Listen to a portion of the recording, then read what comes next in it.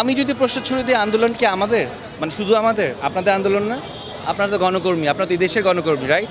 এই আন্দোলন কি শুধু আমাদের? যদি আমি রিভার্স করি, আপনারা এখন আমার এখানে দাঁড়ান, আমি আপনাদের ক্যামেরা বুম নিয়ে দাঁড়াই, আপনার কি নিরাপত্তা আছে কদিন পরে, আজকে কালকে? বলেন। আমাদের আন্দোলন বলে জিনিসটাকে আলাদা করার কিছুই নাই এখন আর। এখন শুধু একটা গোষ্ঠী ছাড়া, তুমি বলো নাহলে আমি বলি, এখন যে কোনো একটা গোষ্ঠী ছাড়া সমগ্র জাতির একটা, আপনি জিজ্ঞেস করেন ইন্ডিভিজুয়ালি, যদি সম্ভব হয় জিজ্ঞেস করেন, কেউ চায় না এই গভর্নমেন্ট কেয়ার, কেউ চায় না। আপনি আপনার বাচ্চাকে রেখে বাইরে যাবেন, সেই নিরাপদ নয়। আপনি এই ঢাকা শহরে খেলার মাঠ নেই, বাচ্চারা ছাদে যেতে পারতেছে না, কেন পারতেছে না? হেলিকপ্টার দিয়ে গুলি করা হয়েছে। মিথ্যাইটা কয়টা সত্যকে আপনারা আড়াল করবেন? আপনারা চেয়ারে বসে বসে বলতেছেন ওরা ড্রাগস, ওদেরকে ড্রাগস দেওয়া হয়েছিল, এই জন্য ওদের কোনো সেন্স ছিল না।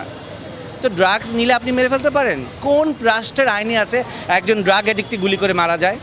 আমি ড্রাগস নিয়েছি, এটা দায়বদ্ধতা আমার ফ্যামিলির, আমার প্যারেন্টসের। আমি ড্রাগস নিয়ে যদি